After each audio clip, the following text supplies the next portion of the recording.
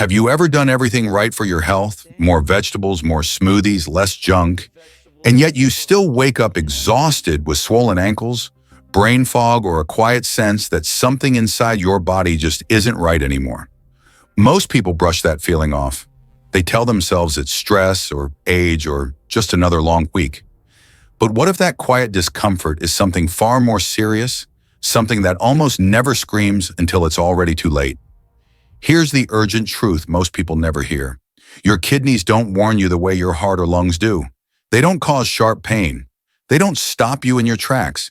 In fact, you can lose up to 80 or even 90% of your kidney function before a single obvious symptom appears. And by the time most people discover the problem, the damage is often permanent. That's not fear-mongering, that's physiology. And here's where it gets even more disturbing. Millions of Americans are unknowingly accelerating that damage every single day. Not with fast food or soda, but with foods they truly believe are healthy. Vegetables, smoothies, clean eating. The very habits praised online may be silently overloading kidneys that are already struggling to cope. My name is Dr. Mark Ellis, and today I'm going to show you which everyday vegetables quietly sabotage your kidneys, which ones genuinely protect them, and how to eat in a way that nourishes your body without pushing your kidneys toward failure. Stay with me, because what you're about to learn could change the way you look at your plate and quite possibly save your kidneys before they reach a point of no return. The first danger doesn't come from junk food. It comes from something most people proudly call healthy: tomatoes. Or more precisely, what we turn tomatoes into. Fresh tomatoes on their own are rarely the problem. A few slices in a salad, a handful chopped into a meal your kidneys can usually handle, that's just fine. The trouble begins the moment we concentrate them. Tomato sauce, tomato paste ketchup, tomato juice. When we reduce tomatoes down, we don't just intensify flavor, we multiply minerals, and for stressed kidneys, that concentration quietly becomes a pressure bomb. I once treated a patient, a 59-year-old man who truly believed he was doing everything right. He avoided fast food cooked at home, and every Sunday he made his own clean pasta sauce. No preservatives, no sugar, just tomatoes and olive oil. He was proud of it. But his blood work told a different story. His potassium levels were dangerously high, his energy was gone, and he couldn't understand why his heart sometimes felt like it skipped a beat. One serving of his homemade sauce contained more potassium than his kidneys could safely clear in an entire day. Here's the science most people never hear. A single cup of tomato sauce can contain close to 1 milligrams of potassium, nearly half the daily limit for someone with reduced kidney function. Tomato paste can be even worse. When potassium builds up faster than the kidneys can remove it, it disrupts the heart's electrical system. At first it feels subtle fatigue, weakness, lightheadedness. Then suddenly, without warning, it can trigger dangerous rhythm disturbances. This condition is called hyperkalemia, and doctors fear it because it's silent until it isn't. The solution isn't to fear tomatoes forever. It's to respect concentration. Fresh tomatoes in small amounts are very different from sauces and pastes that condense 5 or 10 tomatoes into a few spoonfuls.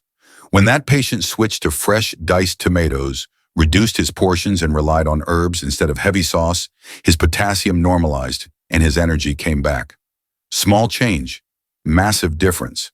But only knowing this isn't enough, because tomatoes are just the beginning, and the next food on almost every dinner table doesn't just sneak up on the kidneys, it overwhelms them in one sitting, and most people never see it coming until the damage is already done.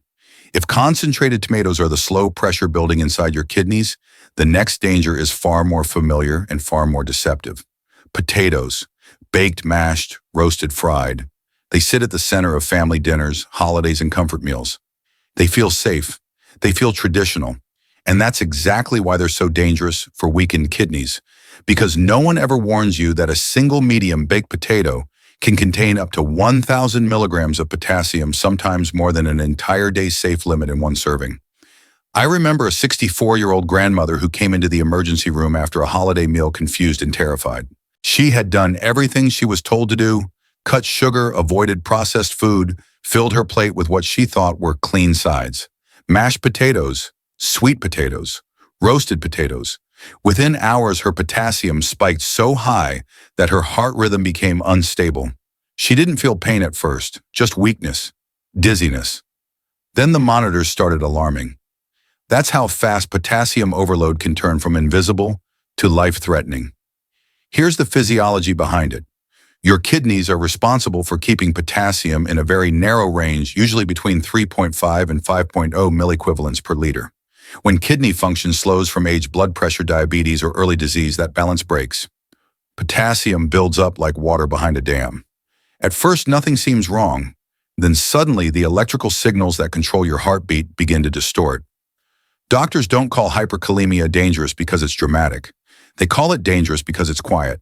The solution isn't to ban potatoes forever, it's technique and restraint. Cutting potatoes into small pieces, soaking them in water, and boiling them can remove up to 60–70% of their potassium. Portion size matters even more. A quarter cup is very different from a full plate. One choice respects your kidneys, the other overwhelms them. But only knowing this still isn't enough, because there's another food praised by athletes and wellness culture that doesn't just overload the kidneys, slowly it can injure them from the inside out, and most people never suspect it until real damage has already begun. If potatoes overload the kidneys through sheer quantity, the next danger hides behind a very different image: performance, fitness, and clean energy. Beets, bright red, praised for circulation, endurance, and heart health. You see them in detox smoothies, pre-workout shots, and wellness blogs everywhere. They look powerful, and for some parts of the body they are. But what boosts blood flow for the heart can quietly punish the kidneys when filtration is already under strain. A few years ago, I saw a 48-year-old man who looked like the picture of health. He exercised daily, followed every nutrition trend, and had one ritual: he never skipped a large glass of beet juice every morning before his workout. For weeks, he felt incredible. More stamina, faster recovery. Then the warning signs crept in: a dull ache in his lower back, unusual fatigue, cloudy urine. His tests revealed severe kidney inflammation, and imaging showed oxalate crystals clogging his kidneys like sand in a filter. The diagnosis shocked him: acute oxalate-related kidney injury, triggered by something he thought was helping him. Here's the science behind that shock. Beets are high in potassium, but the bigger threat is oxalates. Just one glass of beet juice can deliver 450 to 600 milligrams of potassium, and beet powders, or concentrates, push that even higher. Oxalates bind to calcium and form sharp microscopic crystals that lodge in kidney tissue, triggering inflammation and blockage. When you juice beets, you don't dilute this effect, you amplify it. Medical journals have documented kidney injury after only weeks of daily beet juice in otherwise healthy adults. The solution isn't fear, it's form and frequency. Small portions of cooked beets, eaten occasionally and paired with calcium-rich foods, are very different from daily juices, powders, or performance shots. What matters isn't the vegetable itself, but how aggressively we concentrate it. But only knowing this still isn't enough, because there's another plant, one that looks harmless, tastes nostalgic, and can damage the kidneys even faster, and almost no one realizes how dangerous it truly is until it's already too late. If beet juice injures the kidneys by slowly filling them with microscopic crystals, the next danger is far more sudden and far more brutal. Rhubarb. Bright red stalks. Tart, nostalgic, and often baked into pies and jams that feel harmless, even comforting. But for vulnerable kidneys, rhubarb isn't a slow leak. It's a lightning strike. I'll never forget a 56-year-old woman who loved baking and brought her famous rhubarb dessert to 3 family gatherings in one weekend. By Monday morning, she was doubled over with pain, nauseated, and barely producing urine. In the hospital, her labs showed her kidney function collapsing in real time. Imaging revealed oxalate crystals blocking her nephrons like shards of glass in a water filter. The diagnosis was acute oxalate nephropathy, a sudden kidney injury that can push someone onto dialysis within days. One food, a few servings, that's all it took. Here's the science that makes rhubarb uniquely dangerous. Rhubarb contains extremely high levels of oxalates, often over 1,000 milligrams per cup. When oxalates flood the bloodstream, they bind tightly to calcium and form sharp needle-like crystals. These crystals don't dissolve easily. They lodge inside kidney tissue, inflame delicate filters, and physically block urine flow. Cooking doesn't neutralize oxalates. In fact, concentrating rhubarb into jams or pie fillings can make the oxalate load even denser per bite. Unlike potassium overload, which builds quietly, Oxalate toxicity can escalate fast. The kidneys race to clear what they can't process, and when the threshold is crossed, damage accelerates rapidly. That's why doctors consider rhubarb a high-risk food for anyone with reduced kidney function, elevated creatinine, or a history of stones. The solution here is simple but firm. For at-risk kidneys, rhubarb isn't a sometimes food. It's a no-go. Safer alternatives like berries or apples provide that tart brightness without the crystal storm. But only knowing this still isn't enough, because the next vegetable doesn't attack from one angle. It hits the kidneys from two sides at once. And that double burden is what catches almost everyone off guard. If rhubarb is a lightning strike to the kidneys, the next vegetable is even more deceptive because it doesn't rely on just one danger. Swiss chard hits from two directions at the same time. It's green, vibrant, and constantly praised as a super vegetable in plant-based and heart-healthy diets. It looks like the definition of clean eating. But for compromised kidneys, Swiss chard delivers a double burden that few people ever see coming. I treated a 62-year-old man who switched to a plant-forward diet after being warned about his cholesterol. He did what many people do, filled his plate with leafy greens, especially Swiss chard, sautéed daily with olive oil and garlic. He felt proud of the change. But 2 months later, his labs showed dangerously elevated potassium, and imaging revealed his first kidney stone. The same food he believed was protecting him was quietly overwhelming his kidneys on two fronts at once. Here's why. 1 cup of cooked Swiss chard can contain nearly 1,000 milligrams of potassium, placing immediate stress on the kidney's ability to regulate electrolytes. At the same time, Swiss chard is loaded with oxalates, compounds that bind to calcium and form crystals inside kidney tissue. Potassium strains the kidney's electrical balance. Oxalates physically damage the filters. Together, they create a perfect storm. It's like asking a runner with an injured ankle to sprint uphill while carrying extra weight. Many people assume boiling makes Swiss chard safe. It can reduce some oxalates, but potassium largely remains. Juicing it is even worse. It concentrates both hazards into a single glass. This is why nephrologists rarely recommend Swiss chard as a daily green for anyone with kidney concerns, even early ones. The solution isn't fear, but rotation. Greens like cabbage, lettuce, or kale place far less strain on the kidneys when used regularly. Swiss chard should be treated as an occasional accent, not a foundation food. But only knowing this still isn't enough, because the next vegetable is even more common, even more praised, and when consumed the way most people do it, quietly becomes one of the most dangerous kidney stressors of all. If Swiss chard is a double burden, the next food is far more dangerous because of how casually it's consumed. Spinach, the king of greens, the star of smoothies, the symbol of clean eating across social media. People don't just eat spinach anymore, they drink it. And that single habit is quietly destroying kidneys faster than most people realize. I once saw a 34-year-old yoga instructor who believed she was doing everything right. Every morning without fail, she blended a large green smoothie packed with raw spinach. Organic, fresh, clean. At first she felt amazing. More energy, glowing skin, sharper focus. Then came the fatigue, the nausea, a dull ache in her lower back that wouldn't go away.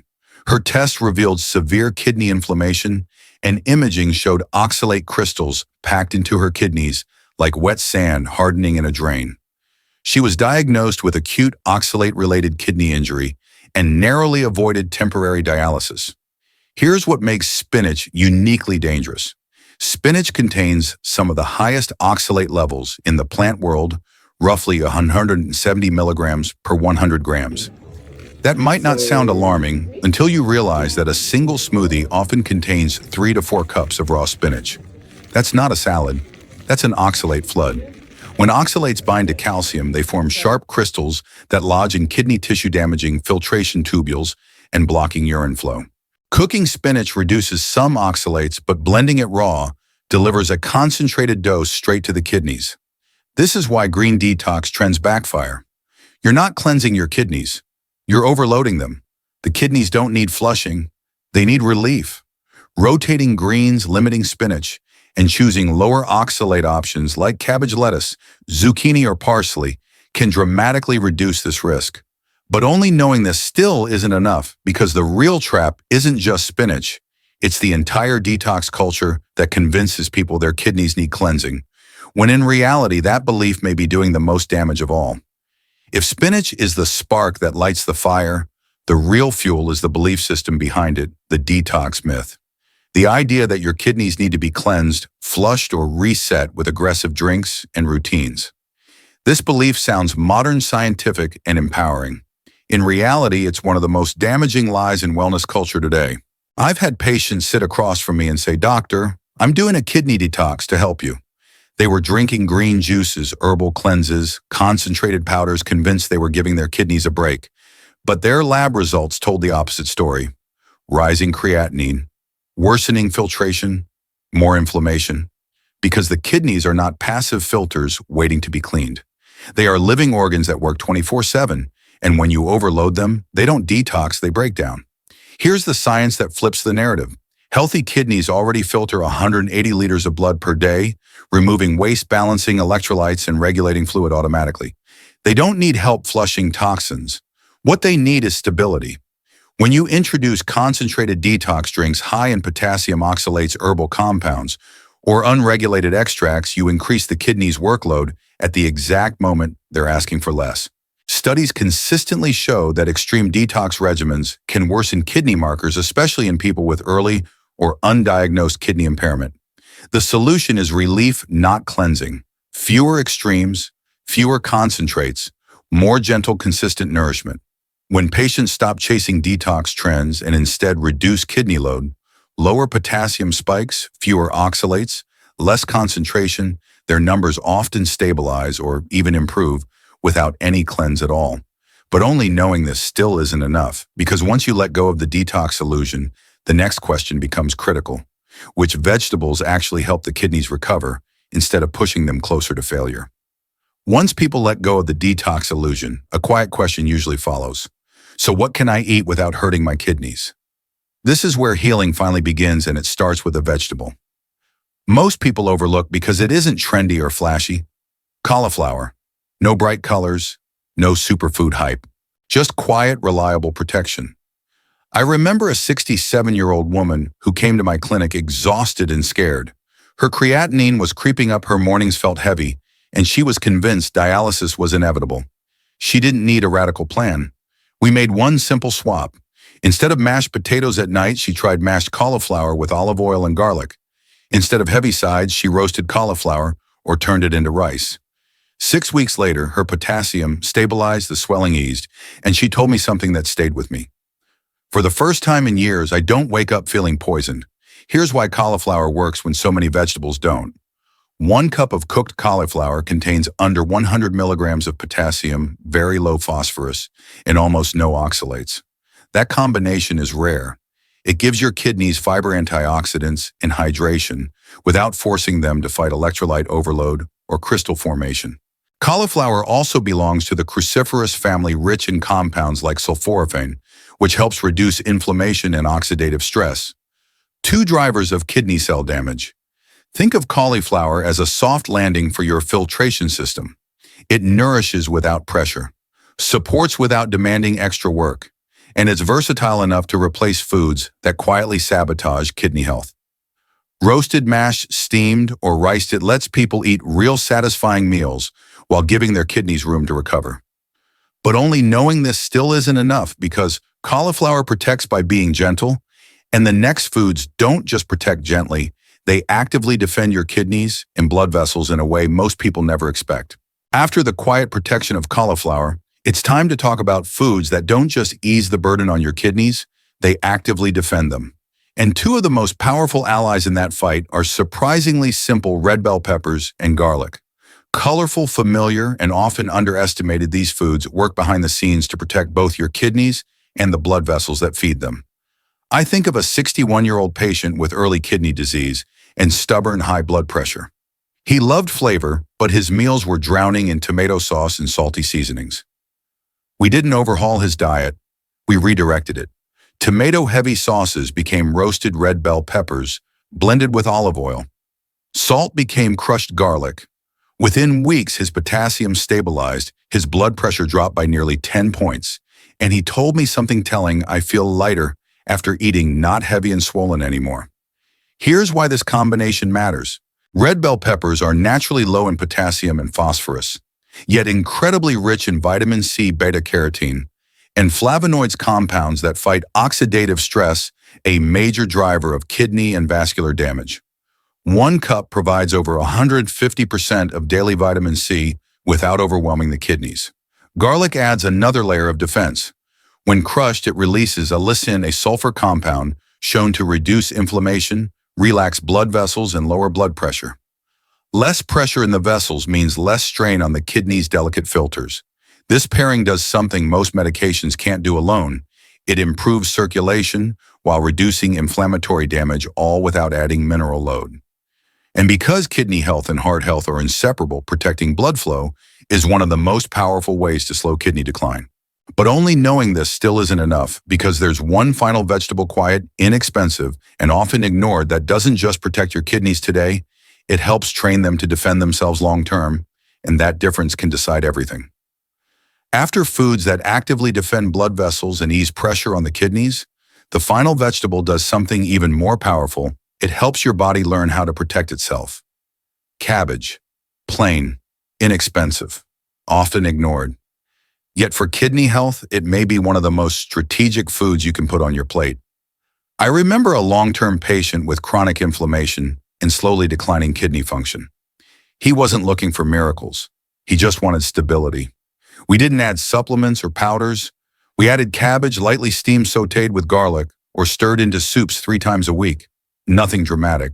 But over months, his inflammation markers dropped, his energy improved, and his estimated GFR stopped falling. He looked at me and said, almost surprised, I didn't expect something this simple to make such a difference. Here's why cabbage stands apart. Like cauliflower, it's naturally low in potassium, phosphorus, and oxalates, making it easy on the kidneys. But its real power lies deeper. Cabbage is rich in sulforaphane, a compound that activates a cellular defense pathway known as NRF2. Think of NRF2 as your body's internal shield. When it's switched on, your cells increase their own antioxidant and detox enzymes, repairing damage and neutralizing threats before they reach kidney tissue. This isn't temporary relief, it's long-term resilience. Cabbage also supports the gut, helping eliminate waste through the digestive system instead of forcing the kidneys to carry the entire burden alone. That shift matters more than most people realize. Healing doesn't always come from doing more.